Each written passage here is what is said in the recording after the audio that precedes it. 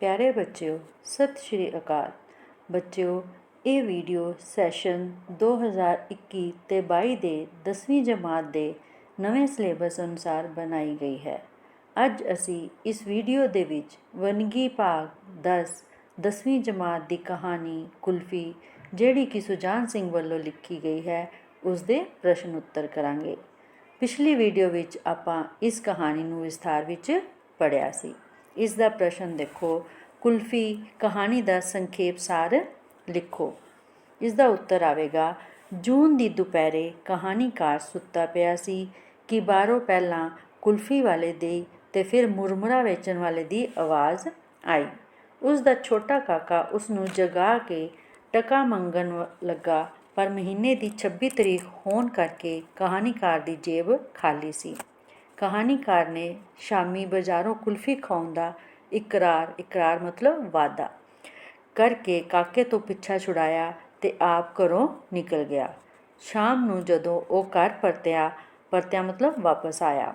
ਸ਼ਾਮ ਨੂੰ ਜਦੋਂ ਉਹ ਘਰ ਪਰਤਿਆ ਤਾਂ ਕਾਕੇ ਨੇ ਕੁਲਫੀ ਖਵਾਉਣ ਲਈ ਕਿਹਾ, ਪਰ ਕਹਾਣੀਕਾਰ ਨੇ ਉਸ ਨੂੰ ਦਬਕੇ ਨਾਲ ਚੁੱਪ ਕਰਾਉਂਦਿਆਂ ਅਗਲੇ ਦਿਨ ਦਾ ਇਕਰਾਰ ਕਰ ਦਿੱਤਾ। ਇਕਰਾਰ ਮਤਲਬ ਵਾਅਦਾ ਕਰ ਦਿੱਤਾ।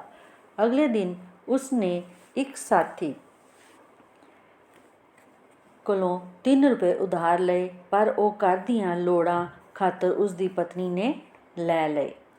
ਕਾਕਾ ਦੁਪਹਿਰ ਦੀ ਨੀਂਦ ਲੈ ਰਿਹਾ ਸੀ, ਪਰ ਜਾਗਦਿਆਂ ਹੀ ਉਸਨੇ ਕੁਲਫੀ ਮੰਗੀ। ਕਹਾਣੀਕਾਰ ਨੇ ਫਿਰ ਸ਼ਾਮ ਨੂੰ ਕੁਲਫੀ ਖਵਾਉਣ ਦਾ ਇਕਰਾਰ ਕਰ ਦਿੱਤਾ। ਰਾਤ ਨੂੰ ਉਹ ਜ਼ਰਾ ਲੇਟ ਘਰ ਪਰਤਿਆ। ਕਾਕਾ ਸੋ ਚੁੱਕਾ ਸੀ। ਅੱਧੀ ਰਾਤ ਵੇਲੇ ਉਹ ਕੁਲਫੀ ਬੜਬੜਾਉਣ ਲੱਗਾ। ਸਵੇਰੇ ਉੱਠ ਕੇ ਉਸਨੇ ਕੁਲਫੀ ਨਾ ਮੰਗੀ, ਪਰ ਦੁਪਹਿਰੇ ਜਦੋਂ ਬਾਹਰੋਂ ਕੁਲਫੀ ਵਾਲੇ ਦੀ ਆਵਾਜ਼ ਆਈ ਤਾਂ ਉਹ ਖੇਡ ਛੱਡ ਕੇ ਉੱਧਰ ਤੁਰ ਪਿਆ। ਕਹਾਣੀਕਾਰ ਵੀ ਦੱਬੇ ਪੈਰੀ ਉਸਦੇ ਮਗਰ ਗਿਆ। ਜਦੋਂ ਕੁਲਫੀ ਵਾਲਾ ਸ਼ਾਹਾਂ ਦੇ ਮੁੰਡੇ ਨੂੰ ਕੁਲਫੀ ਦੇ ਰਿਹਾ ਸੀ ਤਾਂ ਕਾਕਾ ਉਸ ਨੂੰ ਤੁਸ ਦੇ ਕੇ ਪੈ ਗਿਆ, ਜਿਸ ਨਾਲ ਸ਼ਾਹਾਂ ਦਾ ਮੁੰਡਾ ਨਾਲੀ ਵਿੱਚ ਡਿੱਗ ਪਿਆ ਤੇ ਕੁਲਫੀ ਖਿਲਰ ਗਈ। ਜਦੋਂ ਉਹ ਉੱਠਿਆ ਤਾਂ ਕਾਕੇ ਨੇ ਉਸ ਨੂੰ ਇੱਕ ਹੋਰ ਠੁੱਡ ਮਾਰੀ ਤੇ ਉਹ ਮੁੜ ਨਾਲੀ ਵਿੱਚ ਡਿੱਗ ਪਿਆ। ਮੋਰੀ ਦੇ ਵਿੱਚ, ਜਿਸ ਨੂੰ ਤੁਸੀਂ ਪਾਠ ਦੇ ਵਿੱਚ ਪੜ੍ਹਿਆ ਸੀਗਾ, ਡਿੱਗ ਪਿਆ। ਜਦੋਂ ਸ਼ਾਨੀ ਦੁਆਰਾ ਉਲਾਮਾ ਦੇਣ ਤੇ ਕਾਕੇ ਦੀ ਮਾਂ ਉਸ ਨੂੰ ਚਪੇੜ ਮਾਰਨ ਲੱਗੀ ਤਾਂ ਕਹਾਣੀਕਾਰ ਨੇ ਕਿਹਾ, ਕੁਝ ਵੰਡ ਸ਼ੁਦੈਣੇ ਕਾਇਰ ਪਿਓ ਦੇ ਘਰ ਬਹਾਦਰ ਮੁੰਡਾ ਜੰਮਿਆ। ਇਸ ਦਾ ਅਗਲਾ ਪ੍ਰਸ਼ਨ ਹੈ, ਕਹਾਣੀਕਾਰ ਦੁਪਹਿਰ ਵੇਲੇ ਸਫ਼ 'ਤੇ ਲੰਮਾ ਪਿਆ ਕੀ ਸੋਚ ਰਿਹਾ ਸੀ? ਜੂਨ ਦੇ ਮਹੀਨੇ, ਸਫ਼ ਦਾ ਮਤਲਬ ਹੁੰਦਾ ਹੈ ਵਾਨ ਦੀ ਮੰਜੀ। ਜੂਨ ਦੇ ਮਹੀਨੇ ਵਿੱਚ ਦੁਪਹਿਰ ਵੇਲੇ ਕਹਾਣੀਕਾਰ ਸਫ਼ 'ਤੇ ਲੰਮਾ ਪਿਆ ਆਪਣੀਆਂ ਆਰਥਿਕ ਮੁਸ਼ਕਲਾਂ ਬਾਰੇ ਸੋਚ ਰਿਹਾ ਸੀ। ਉਹ ਸੋਚਦਾ ਸੀ ਕਿ ਕਿਵੇਂ ਅੱਧਾ ਮਹੀਨਾ ਮੁੱਕਦਿਆਂ ਹੀ ਉਸ ਦੀ ਤਨਖਾਹ ਮੁੱਕ ਜਾਂਦੀ ਹੈ ਤੇ ਉਹ ਪੈਸੇ ਲਈ ਤੰਗ ਹੋ ਜਾਂਦਾ ਹੈ। ਐਨੇ ਨੂੰ ਬਾਹਰ ਕੁਲਫੀ ਵਾਲੇ ਨੇ ਹੋਕਾ ਦਿੱਤਾ। ਹੋਕਾ ਮਤਲਬ ਆਵਾਜ਼ ਦਿੱਤੀ, ਤੇ ਕੁਲਫੀ ਸ਼ਬਦ ਦੀ ਉਤਪਤੀ ਬਾਰੇ ਸੋਚਦਿਆਂ ਕਹਾਣੀਕਾਰ ਦੀ ਅੱਖ ਲੱਗ ਗਈ। ਕੁਲਫੀ ਵਾਲੇ ਦਾ ਹੋਕਾ ਸੁਣ ਕੇ ਲੇਖਕ ਕੀ ਸੋਚਣ ਲੱਗਾ? ਇਸ ਦਾ ਉੱਤਰ ਆਵੇਗਾ, ਕੁਲਫੀ ਵਾਲੇ ਦਾ ਹੋਕਾ ਸੁਣ ਕੇ ਲੇਖਕ ਦੀਆਂ ਅੱਖਾਂ ਸਾਹਮਣੇ ਚਿੱਟੀ ਦੁੱਧ ਕੁਲਫੀ ਨੱਚਣ ਲੱਗ ਪਈ। ਉਸ ਦੇ ਮੂੰਹ ਵਿੱਚ ਪਾਣੀ ਆ ਗਿਆ, ਪਰ ਉਹ ਆਪਣੀ ਆਰਥਿਕ ਤੰਗੀ ਕਰਕੇ ਕੁਲਫੀ ਖਰੀਦਣ ਤੋਂ ਅਸਮਰਥ ਸੀ। ਉਹ ਸੋਚ ਰਿਹਾ ਸੀ ਕਿ ਉਸ ਦੀ ਤਨਖਾਹ ਤਾਂ ਮਹੀਨੇ ਦੇ ਪਹਿਲੇ 15 ਦਿਨਾਂ ਵਿੱਚ ਹੀ ਉੱਡ-ਪੁੱਡ ਜਾਂਦੀ ਹੈ। ਉੱਡ-ਪੁੱਡ ਮਤਲਬ ਖਤਮ ਹੋ ਜਾਂਦੀ ਹੈ, ਖਰਚਿਆਂ ਦੇ ਵਿੱਚ ਖਤਮ ਹੋ ਜਾਂਦੀ ਹੈ। ਉਹ ਪੈਸੇ ਦੀ ਤੰਗੀ ਨੂੰ ਹਵਾਲਾਤ ਦੀ ਤੰਗੀ ਤੋਂ ਵੀ ਭੈੜੀ ਅਨੁਭਵ ਕਰ ਰਿਹਾ ਸੀ।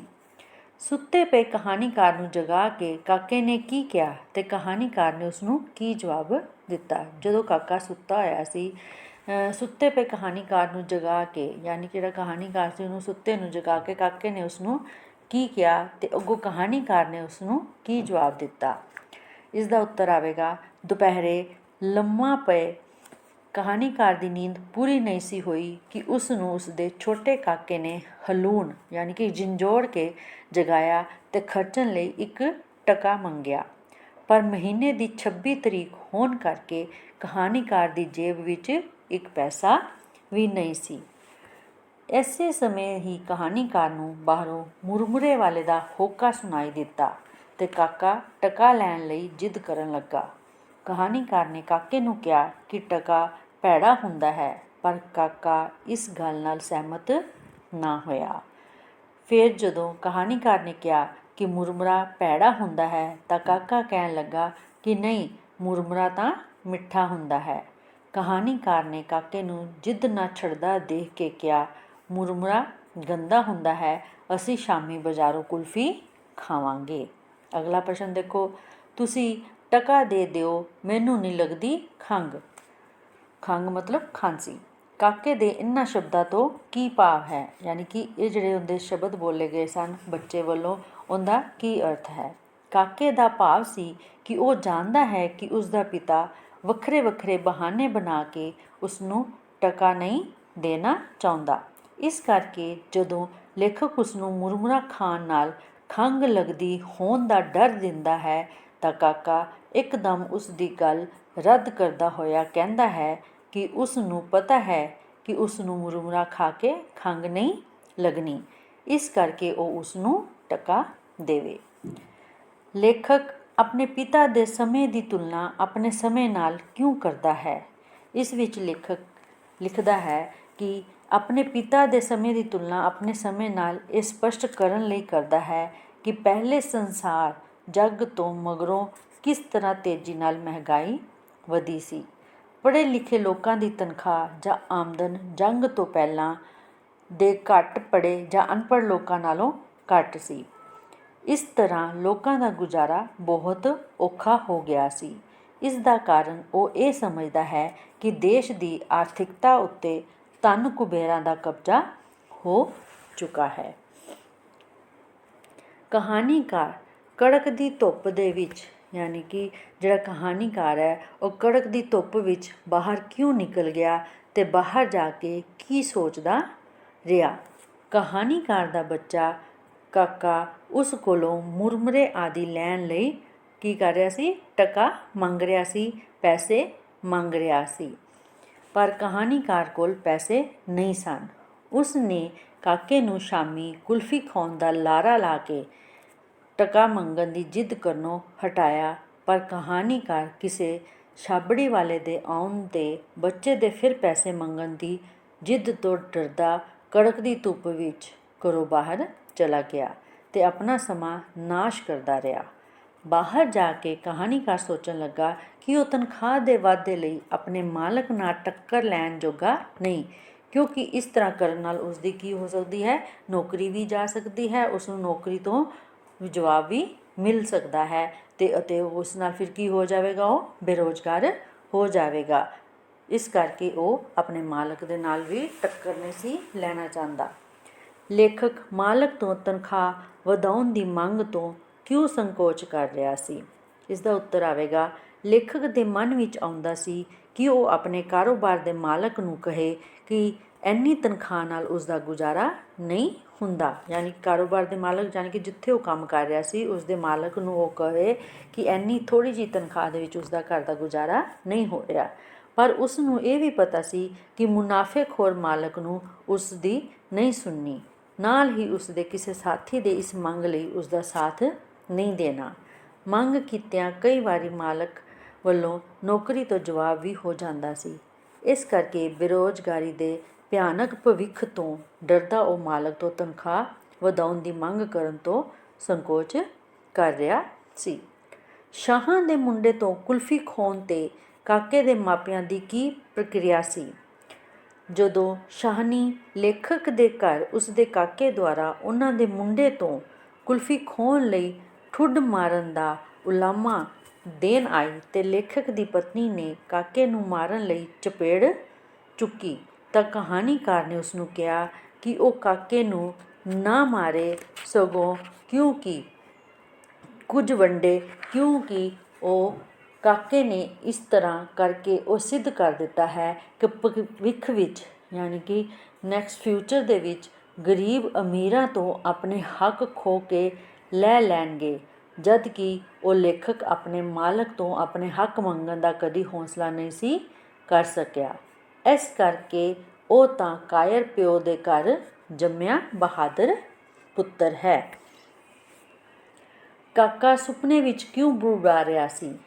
ਕਾਕਾ ਸੁਪਨੇ ਵਿੱਚ ਇਸ ਕਰਕੇ ਬੁੜਬੁੜਾ ਰਿਹਾ ਸੀ ਕਿਉਂਕਿ ਭਾਵੇਂ ਉਹ ਸੁੱਤਾ ਪਿਆ ਸੀ, ਪਰ ਉਸ ਦੇ ਅਚੇਤ ਮਨ ਉੱਤੇ ਉਸ ਦੀ ਕੁਲਫੀ ਖਾਣ ਦੀ ਅਪੂਰਤ ਇੱਛਾ ਵੀ ਭਾਰੂ ਸੀ। ਅਪੂਰਤ ਮਤਲਬ ਜਿਹੜੀ ਉਹਦੀ ਇੱਛਾ ਪੂਰੀ ਨਹੀਂ ਸੀ ਹੋਈ, ਹਜੇ ਰਹਿੰਦੀ ਸੀ ਉਹ ਇੱਛਾ ਕੁਲਫੀ ਖਾਣ ਦੀ। ਉਸ ਕਰਕੇ ਉਹ ਕੀ ਸੀ, ਆਪਣਾ ਸੁੱਤੇ ਪਏ ਉਹ ਬੁੜਬੁੜਾ ਰਿਹਾ ਸੀ। ਭਾਵੇਂ ਉਹ ਸੁੱਤਾ ਪਿਆ ਸੀ, ਪਰ ਸੁੱਤੇ ਪਏ ਉਸ ਦਾ ਅਚੇਤ ਮਨ ਜਾਗ ਰਿਹਾ ਸੀ ਅਤੇ ਉਸ ਦਾ ਪ੍ਰਗਟਾਵਾ ਉਸ ਦੇ ਬੁੜਬੁੜਾਉਣ ਤੋਂ ਹੋ ਰਿਹਾ ਸੀ। ਮਨੋਵਿਗਿਆਨ ਅਨੁਸਾਰ ਇਹ ਅਮਲ ਕਾਕੇ ਦੀ ਸਿਹਤਮੰਦ ਮਾਨਸਿਕ ਅਵਸਥਾ ਦਾ ਸੂਚਕ ਨਹੀਂ। ਕੁਲਫੀ ਨਾ ਮਿਲਣ ਕਰਕੇ ਰਾਤ ਨੂੰ ਸੁੱਤਿਆਂ ਕਾਕੇ ਦੀ ਕੀ ਹਾਲਤ ਹੋਈ? ਪਿਓ ਵੱਲੋਂ ਵਾਰ-ਵਾਰ ਲਾਰਾ ਲਾਏ ਜਾਣ 'ਤੇ ਵੀ ਜਦੋਂ ਕਾਕੇ ਨੂੰ ਕੁਲਫੀ ਨਾ ਮਿਲੀ ਤਾਂ ਉਸ ਦੇ ਮਨ ਵਿੱਚ ਇਸ ਗੱਲ ਦਾ ਬਹੁਤ ਬੁਰਾ ਅਸਰ ਹੋਇਆ।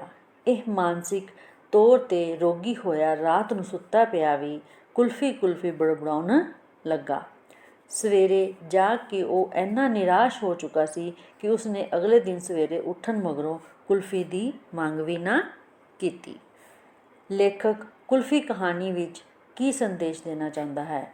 ਇਸ ਵਿੱਚ ਇਹ ਕਿਹਾ ਗਿਆ ਹੈ ਕਿ ਜਿਹੜਾ ਲੇਖਕ ਹੈ ਉਹ ਇਸ ਕਹਾਣੀ ਦੇ ਰਾਹੀਂ ਸਾਨੂੰ ਕੀ ਸੰਦੇਸ਼ ਦੇਣਾ ਚਾਹੁੰਦਾ ਹੈ। ਕਹਾਣੀਕਾਰ, ਇਸ ਦਾ ਉੱਤਰ ਆਵੇਗਾ ਕਹਾਣੀਕਾਰ ਇਸ ਕਹਾਣੀ ਰਾਹੀਂ ਇਹ ਸੰਦੇਸ਼ ਦੇਣਾ ਚਾਹੁੰਦਾ ਹੈ ਕਿ ਕਿਰਤੀ ਜੋ ਕਿ ਹਰ ਸਮੇਂ ਆਰਥਿਕ ਮੁਸ਼ਕਲਾਂ ਵਿੱਚ ਘਿਰਿਆ ਰਹਿੰਦਾ ਹੈ, ਕਿਰਤੀ ਮਤਲਬ ਕੰਮ ਕਰਨ ਵਾਲਾ, ਜਿਹੜਾ ਕਿਰਤ ਮਨੁੱਖ ਹਰ ਸਮੇਂ ਆਰਥਿਕ ਮੁਸ਼ਕਲਾਂ ਵਿੱਚ ਘਿਰਿਆ ਰਹਿੰਦਾ ਹੈ, ਉਸ ਦੀਆਂ ਮੁਸ਼ਕਲਾਂ ਦਾ ਹੱਲ ਸਰਮਾਏਦਾਰ ਹੁੰਦੇ ਨੇ ਪੈਸੇ ਵਾਲੇ ਕੋਲੋਂ ਧਨ ਅਤੇ ਜਾਇਦਾਦ ਖੋਹ ਲੈਣ ਨਾਲ ਹੀ ਹੋ ਸਕਦਾ ਹੈ।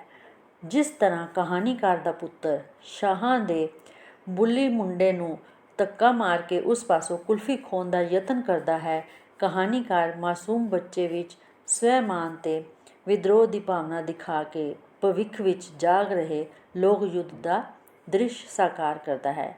ਇਸ ਪ੍ਰਕਾਰ ਇਸ ਕਹਾਣੀ ਦਾ ਸੰਦੇਸ਼ ਅਗਾਂਹ ਵਧੂ ਅਤੇ ਕ੍ਰਾਂਤੀਕਾਰੀ ਭਾਵਨਾ ਵਾਲਾ ਹੈ।